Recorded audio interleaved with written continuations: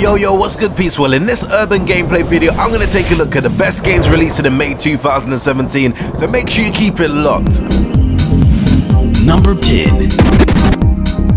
Yo, if you never got the opportunity to play the Don't Starve games, well, now you got the chance to own a complete Don't Starve collection with the Mega Pack, which includes 2 full games and all the existing Don't Starve DLC and themes.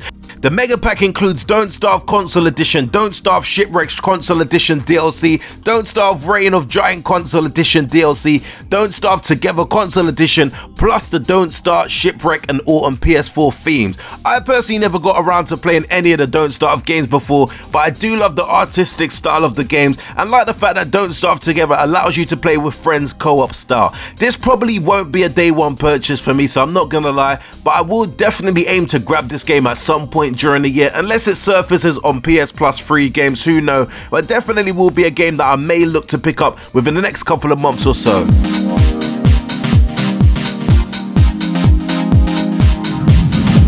Number 9. Okay, I'm not gonna lie, this is actually a little cheeky entry on the list, as technically this game is scheduled for release in April 2017, so pretty much any time now we should be seeing this game on our shelves. But I did leave it off my list of April countdowns of the hottest games, and also, as this is kind of episodic, there is a chance that we may get another entry in May, so just as a heads up, I'm definitely adding this game in my list this month. Anyway, for those who don't know about this game, Marvel's Guardian of the Galaxy, the Telltale series, delivers a brand new story of the universe, unlikeliest heroes, the ragtag band of outlaws who go by the name of Star-Lords, Gainemark, Drax, Rocket and Groot. In the wake of the epic battle, the Guardians discover an artifact of unspeakable powers. From all the Telltale games that I played in the past, they've always been pretty impressive, so I'm really looking forward to see how they tackle this Marvel game, especially with how much I enjoyed Batman from last year. This is definitely a game that I've already pre-ordered in terms of the DLC, so we'll be looking forward to play this anytime it drops. Number 8.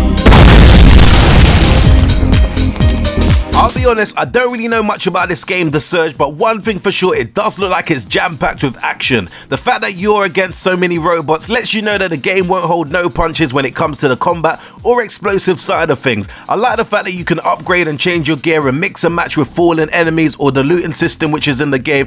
It does seem as if you have the ability to really customize your artillery as you see fit. In terms of the plot, what I gathered is that a catastrophic event has knocked you out during your first day on the job. You wake up equipped with an X-Door-X skeleton in a destroyed section of the complex. So possibly an interesting storyline and definitely great looking game, might equal something worth checking out in the month of May. Number 7. Yo, I wouldn't be surprised if I'm not the only one that's quite shocked with the fact that Prey is actually on this list and is actually coming out in 2017. The original Prey came out back in 2006 and was considered a pretty great first-person shooter by all accounts. Despite its claim to fame, the sequel for Prey was bounced around for so many years, and the amount of times this game got cancelled is concerning to say the least. So for me, it was pretty unlikely the game was ever going to see a legitimate release for the fans to enjoy. As it turns out, the game has finally got itself a release, much to the enjoyment and players around the world. The game is going to be an FPS title just like beforehand, but it's planned to be dark, atmospheric, full of terrors and absolutely gorgeous on the PC, Xbox One and PlayStation 4. Just from looking at the gameplay footage in general, it's quite easy to see just how much love, care and attention has gone into this FPS game, and it appears that Prey is going to be worth the wait. Regardless of the platform you decide to get Prey on, I personally think this might not be a game that will disappoint you. Number 6. Yo, Guilty Gear fans will be pleased to know that Rev 2 will be dropping in the month of May 2017, and it's easy to say that we're definitely gearing up to drop quite a few big fighting titles throughout 2017, so definitely fighting fans have got something to look forward to, and I do feel particularly this is one of those games that you may not want to ignore. With a fighting cast of around 25 characters to choose from, the sweet graphics and game mechanic, I'm definitely looking forward to diving back into this title. Revelators was such a fun game, so I can only assume that the developers will build upon what was excellent about that game and give us more in Rev 2.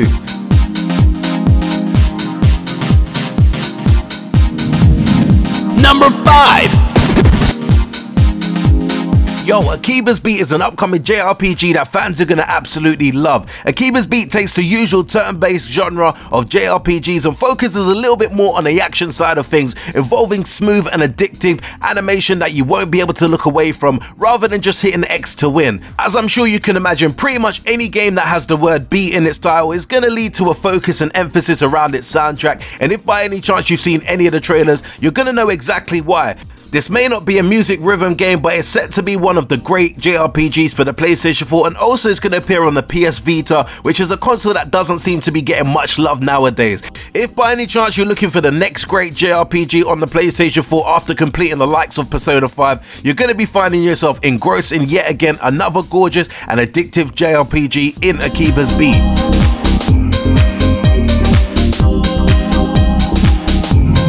Number 4. Yo, Rime is definitely setting to be a really great release for May 2017. Visually, this game looks out of this world, as I always loved the cel-shaded graphics, so to me, I'm blown away by the aesthetics of this title. To a certain extent, Rime kind of reminds me a little of The Legend of Zelda The Wind Waker, so I'm really praying that it is as epic as that title is. Rime is basically a single-player puzzle adventure where you play as a young boy who pretty much woken up on a strange land after an insane storm. The price for the game isn't too bad, and the game will be available on the Xbox One, PlayStation 4 on May 26, and on the Nintendo Switch during the summer of 2017. Overall, definitely looks like something worth checking out. Number 3. Yo, by any chance you've probably heard of the NBA at some point in your life, or you've had the chance to play one of the many basketball games that carries that particular license for its sport. Well, in recent years we've seen less and less versions of the arcade style basketball games like NBA Jam, and more games that focus on the serious side of the sport, such as NBA 2K series that comes around each and every year.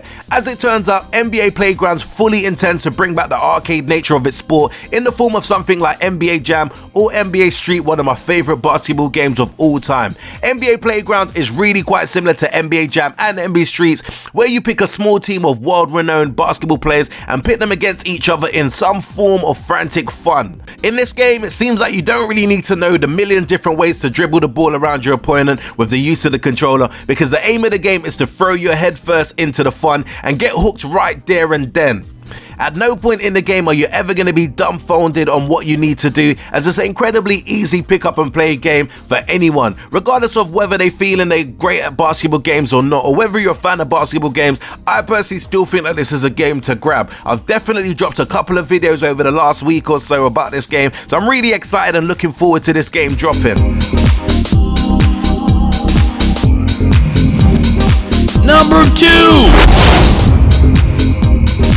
Yo, to me, I am overexcited that Street Fighter 2 is soon dropping. It's a game that came out so many years ago and is being re-released for the Nintendo Switch with some updated visuals, new fighters, and everything else we know and love about the Street Fighter franchise. Street Fighter is considered the most recognizable fighting game in existence, and amongst hardcore fans like myself of the series, it is Street Fighter 2 that is considered our favorite for a number of reasons that I couldn't even begin to list. Obviously, Ultra Street Fighter 2 is going to be very similar to how the original Street Fighter 2 played out back in the days, but it's gonna look greater on the new hardware of the Nintendo Switch, as well as giving many new players the chance to play an updated version of the fighting game that essentially started it all. Couple that with the online mode, I wouldn't be surprised to see this on many fans of fighting game genre as their game of the year for 2017, with a number of Ultra Street Fighter 2 tournaments following suit. Number 1. Yo, by the looks of things, it's going to be a very great month for big fans of fighting game genre, as Injustice finally received its sequel. The original Injustice game was well received with critical acclaim, partly down to the fact that it played a lot like Mortal Kombat Reboot that came out previously, which makes sense when you know it was from the same developer. With all the other parts it's being success, down to the awesome nature of it being a very great pick up and play game with your favorite superheroes or villains and battle them against each other.